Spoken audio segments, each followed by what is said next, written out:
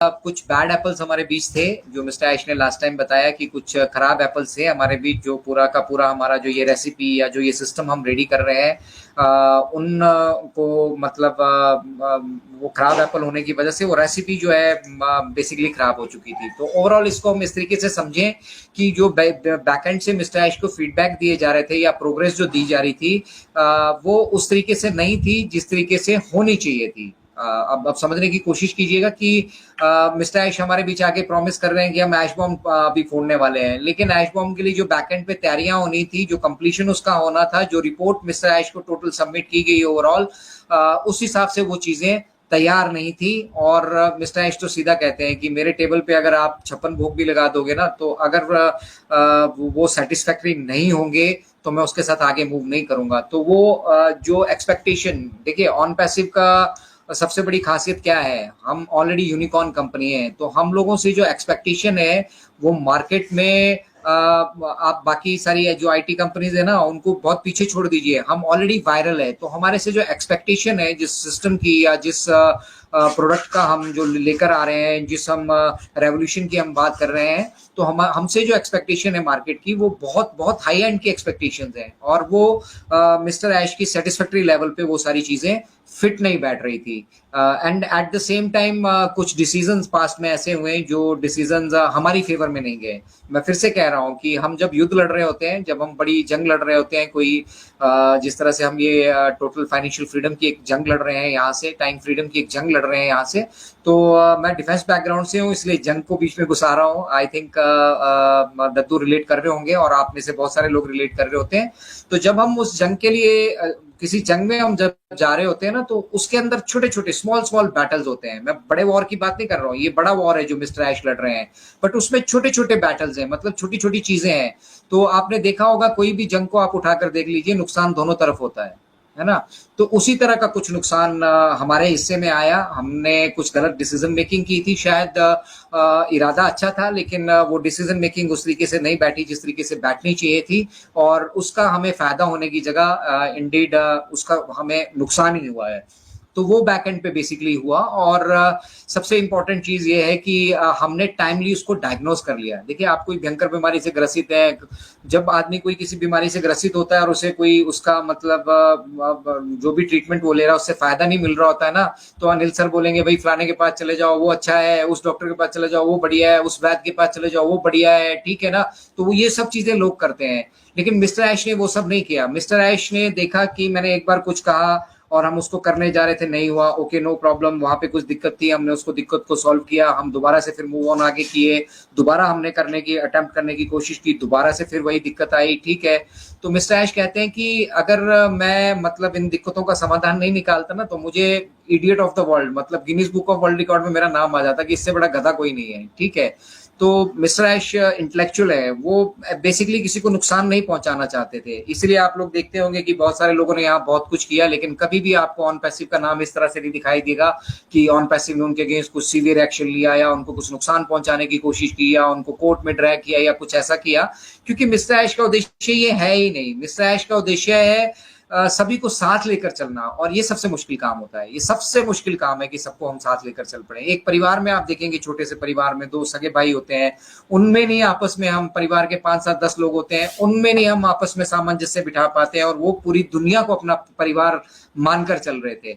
Anyway, बीमारी को mister ऐश ने डायग्नोज किया, और वो बीमारी बार बार ना आए, और उस बीमारी का परमानेंट सॉल्यूशन क्या हो सकता है, परमानेंट इलाज क्या हो सकता है, उसकी तरफ उन्होंने फोकस किया। और उसका रिजल्ट ये है कि अब हम बैकएंड पे अपना सारा कामकाज रोककर हम चाहते हैं मार्केट में भी चले जाते हैं, लेकिन वो बीमारी धीरे धीरे धीरे अंदर बढ़ती रहती है, और एक दिन आके वो पूरे के पूरे सिस्टम को जंग लगाकर खा जाती है और पूरा का पूरा सिस्टम खत्म हो जाता। लेकिन मिस्टर ऐश ये नहीं चाहते थे, और मिस्टर ऐश ही रिस्पॉन्सिबल है हर एक चीज के लिए। उन्होंने डायरेक्टली, देखिए, मैंने आज तक कोई सीईओ को नहीं देखा ऐसा, किसी एक अच्छे ह्यूमन बीइंग की जो निशानी है, उन्होंने कहा कि I am responsible for this, कि डिसीजन मेकिंग मेरी थी और ये जो गलतियां हैं उसके लिए जिम्मेदार भी मैं ही हूं। तो इसलिए वो बीमारी को हमने डायग्नोस किया, और अब उसका ट्रीटमेंट बैकएंड पे चल रहा है। आप जानते हैं, थोड़ा सा इस सिचुएशन में जब कोई गंभीर हमारी बीमारियां होती हैं तो हमें आईसीयू पे भी रहना पड़ता है। Thank God we are not on the ventilator, नहीं तो वेंटिलेटर पे जाने वाले के आने की संभावनाएं कम रहती है। तो हमने उसको बीमारी को डायग्नोस कर लिया है और आईसीयू में अब उसका ट्रीटमेंट चल रहा है। And as soon as we are out of that ICU, ठीक है, हम सब लोग आप सभी के साथ वो सारी चीजें शेयर करने वाले हैं। तो तैयारियां तो मिस्टर ऐश ने बैकएंड से बहुत सारी कर रखी थी और वो एक दूसरे से इंटर रिलेटेड थी। अब बहुत सारे लोग बोलते हैं ऐश बम फुस हो गया। अब भाई ऐश बम किस चीज को लेकर था और उसके साथ बाकी की क्या क्या चीजें थी, वो सारी चीजें जब हमें उसकी क्लैरिटी नहीं मिलती है जब तक, तब तक हम कैसे कह सकते हैं कि भाई वो ऐश बम फुस हो चुका है। मिस्टर ऐश हमारे साथ कुछ शेयर करने वाले थे, कुछ एक ऐसी यूनिक चीज शेयर करने वाले थे, कुछ एक ऐसा टॉप शेयर करने वाले थे जो हमारी इस जर्नी में बहुत मायने रखता था। लेकिन अल्टीमेटली जो उसके साथ बाकी की जुड़ी चीजें थी, वो चीजें उस तरीके से नहीं हुई जिस तरीके से होनी चाहिए थी। तो एज ऑफ नाउ हम थोड़ा सा दिक्कत में थे और अब वो पास की बात हो चुकी है। हम उस दौर में भी आगे बढ़ चुके हैं और जो ट्रीटमेंट बैकएंड पे किया जाना है वो ट्रीटमेंट बेसिकली चल रहा है। तो इस तरीके से समझिए कि अभी हम थोड़ा सा आईसीयू में हैं और खतरे से बाहर हैं, खतरा कोई नहीं है हमें। ट्रीटमेंट चल रहा है और एज सुन एज जितने भी पैरामीटर्स जो मतलब होने चाहिए, नॉवल वार्ड में हमारी शिफ्टिंग भी हो जाएगी, हम डिस्चार्ज भी वहां से हो जाएंगे और हम आगे भी मूव करेंगे। तो ये बड़ा इंपॉर्टेंट था सभी लोगों को यहाँ से समझना कि on passive is here to say and that is more important anything else. ये इधर ये हो रहा है, उधर सैलरीज का इशू है, उधर सिक्योरिटी एक्सचेंज बोर्ड का इशूज है, इधर का वो इशू, इधर का वो सब चीजें छोड़िए। इंपॉर्टेंट ये है कि हम जिस मंजिल की तरफ जाना चाहते हैं, जहां हम जाना चाहते हैं, क्या हम वहां जाने के लिए डिटरमाइंड हैं या हम हार मानकर बैठ चुके हैं। तो मिस्टर ऐश तो कहते हैं डू इट और डाई, मैं या तो करूंगा या मरूंगा। तो मरने का तो कोई सवाल बनता ही नहीं है। इतना सब कुछ करने के बाद, 6 सालों में इतनी सारी अचीवमेंट करने के बाद, बैक एंड पे ऑलमोस्ट ऑल कंपनी एंड से सारी तैयारियां करने के बाद, अब पीछे हटने का सवाल नहीं बनता है, यहाँ से दरवाजा बंद करके भागने का सवाल नहीं बनता है। तो ये जो मल्टी लेवल मार्केटिंग का जो थोड़ा सा गार्बेज हम सभी के मन के अंदर है, उस गार्बेज को आप सेपरेट कीजिए। ऑन पैसिव को हम एक एक ना सिर्फ कंपनी के नजरिए से ना देखें, एक मिशन और विजन के नजरिए से हम इसको देखें और उस मिशन को अचीव करने के लिए बहुत सारे एफर्ट्स यहाँ पे लग रहे हैं। वो चाहे फाउंडिंग मेंबर्स के एंड से हो, मोस्टली वो मिस्टर ऐश के एंड से लग रहे हैं। और इस टाइम सबसे ज्यादा तकलीफ में अगर कोई है, सबसे ज्यादा मतलब जिसको आघात अगर किया गया है, बैकस्टैब अगर किसी को किया गया है, he is Mister Ash Mufare. And still आप देखिए वो मुस्कुरा कर कहते हैं कि come on give me more, I want more heat. तो आप समझिए कि इतना सब कुछ होने के बाद भी वो ओपनली अपने स्लीव्स रोल करके कह रहे हैं कि भैया और दो मुझे, ठीक है, ये जो तुमने किया ठीक है, कोई बात नहीं, कर लिया, मैंने तुम्हें अपनी छत्र छाया के अंदर रखा, मैंने तुम्हें एक अपॉर्चुनिटी दी कि तुम आने वाले इतिहास में अपना नाम लिखो। अब आप इतिहास में स्वर्ण अक्षरों में नाम लिखना चाहते थे या आप इतिहास के जयचंद बनना चाहते थे, वो उन्होंने एक इंडिविजुअल के ऊपर छोड़ दिया था। चाहे वो ऑफिशियल एंड से हो, हमारे जितने भी हम ऑफिशियल हमारे साथ काम कर रहे हैं, या चाहे फाउंडिंग मेंबर्स हो। फाउंडिंग मेंबर्स में से भी आप देखेंगे मुश्किल से 2 या 4%, 5% लोग एक्टिव हैं जो अभी भी पॉजिटिव तरीके से अपनी जिम्मेदारियों को समझ रहे हैं, लगातार वेबिनार कंडक्ट करते आ रहे हैं।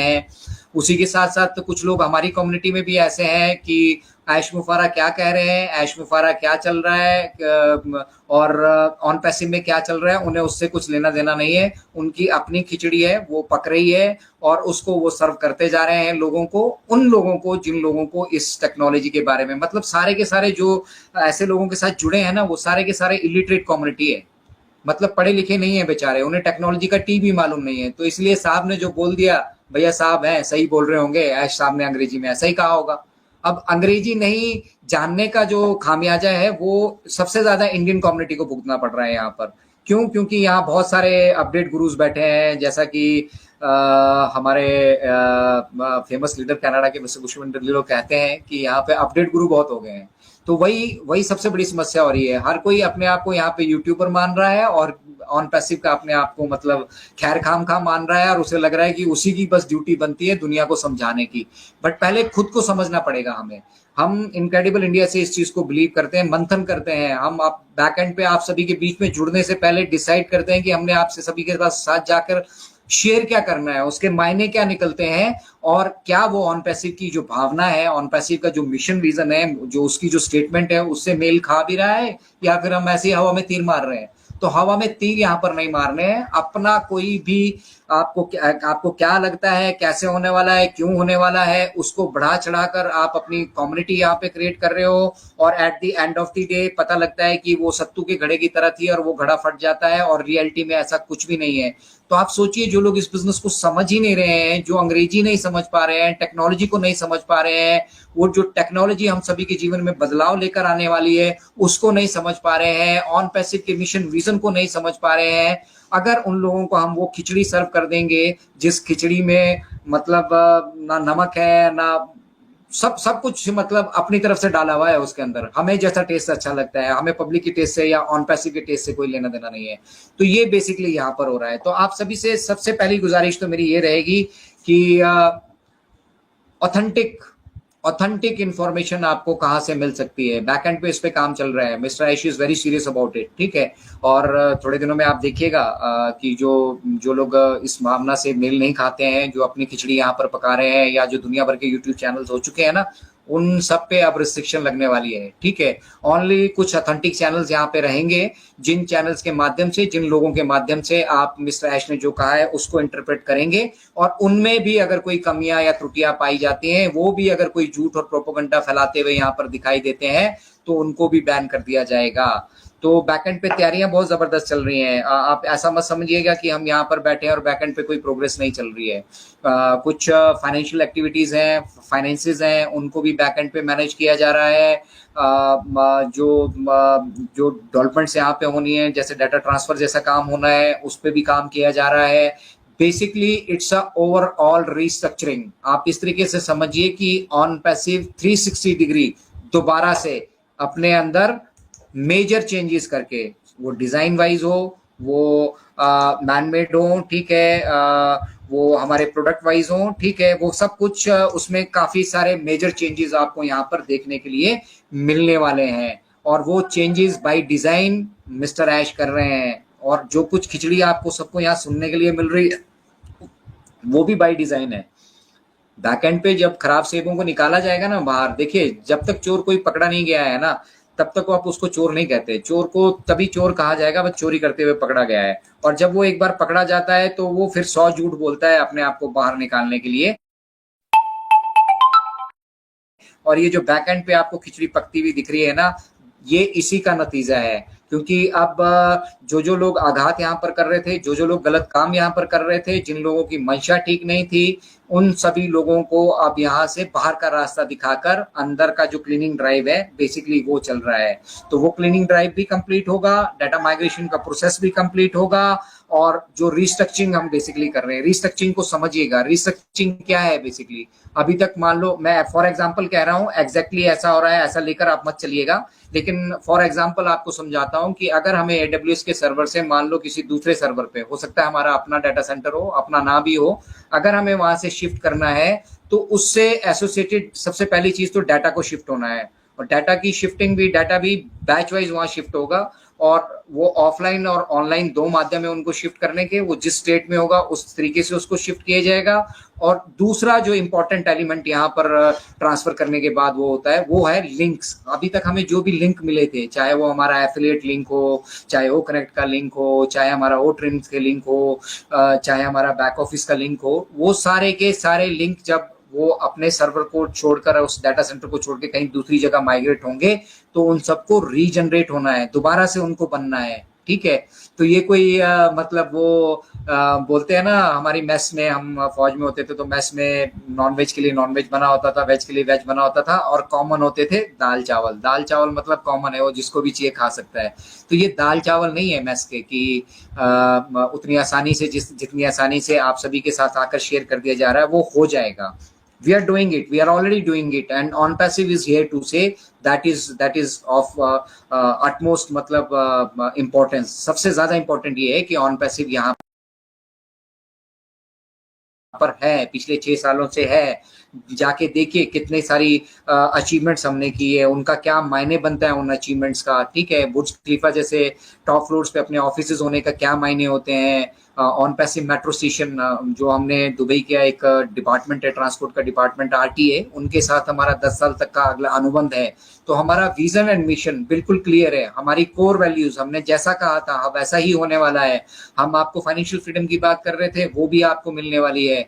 हम आपके लिए multiple sources of revenue generate करने की बात कर रहे थे, वो भी सब कुछ यहाँ पर हो रही है। और उनको कौन सर्टिफाई कर रहा है? सिस्को जैसे, आईकैन जैसी संस्थाएं, ठीक है, जिनका इंटरनेट इंडस्ट्री में अपना एक वर्चस्व है, अपना एक स्वामित्व है, यहाँ पर अपनी एक अलग से पहचान है उनकी, ठीक है।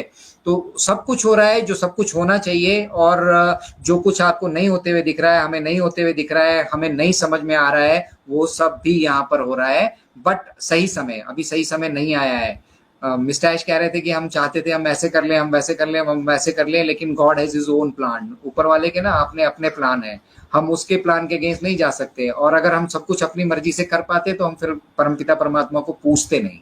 एनीवे, ये इंपॉर्टेंट चीजें थी जो हम आपके साथ यहाँ से शेयर करना चाहते थे कि अपने अंदर किसी भी तरह से आप जोश की कमी मत रहने दीजिए। अभी आप सभी की ये इंडिविजुअल लड़ाई है, जो कुछ आप लड़ते आ रहे हैं, पिछले 2024 सालों का इतिहास है। हम सब आप अपनी लाइफ में परेशान है, दिक्कत में है, तभी इस सिस्टम का जन्म हुआ है।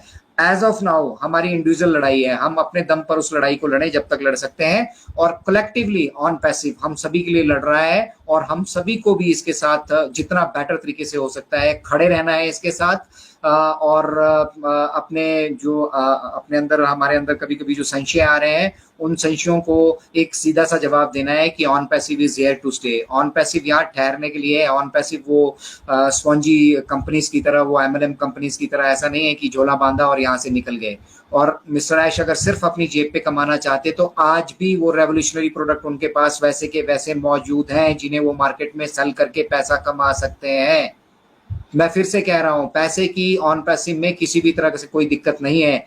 पैसा यहाँ पर मतलब जब हम इंटरनेट इंडस्ट्री की बात कर रहे हैं, तो इंटरनेट इंडस्ट्री में आपके पास अगर कोई सॉल्यूशंस हैं और आप उसको अफोर्डेबल रेट्स पर और एक एथिक्स और वैल्यूज के साथ मार्केट में लेकर आते हो, तो पैसा बाय डिफॉल्ट बहता है यहाँ पर, बाय डिफॉल्ट।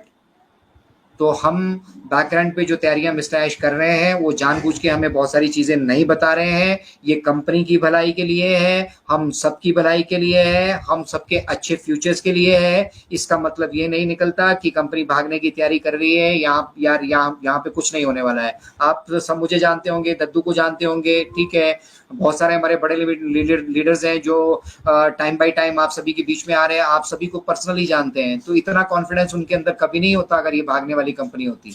तो यहाँ से भागने वाला कोई नहीं है, यहाँ से हारने वाला कोई नहीं है, जीतेंगे सब, ठीक है। जितनी देर आप जितना संशय के साथ, स्ट्रॉन्ग विश्वास के साथ यहाँ पर खड़े रहेंगे, उतना उज्जवल आपका आने वाला भविष्य होने वाला है। और एक तरीके से समझिए कि ये इतिहास लिखा जा रहा है, हिस्ट्री लिखी जा रही है।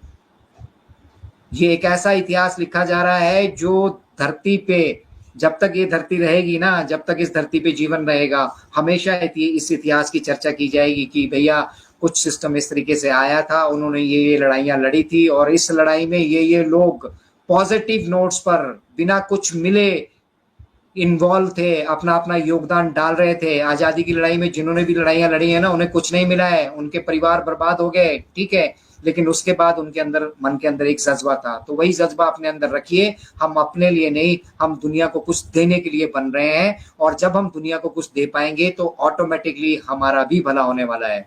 एनीवे, ज्यादा टाइम आपका नहीं लेंगे। फिलहाल हमारे बीच दद्दू मौजूद है और वो भी चार्ज अप है, मुझे मालूम है। As far as energy is concerned, तो वो फुली चार्ज रहते हैं, इसमें कोई किसी तरह का संशय नहीं है। क्यों? क्योंकि हम जानते हैं कि ये एक दिन होकर रहेगा, देर सवेर सही ऑन पैसिव का सूरज निकलेगा। और जिस दिन वो निकलेगा, सारी फाउंडिंग मेंबर्स के और जितने भी इस धरातल पे हमारे ह्यूमन बींग्स है ना, सबकी फसलें लहलहाएंगी, सबकी फसलें लहलहाएंगी।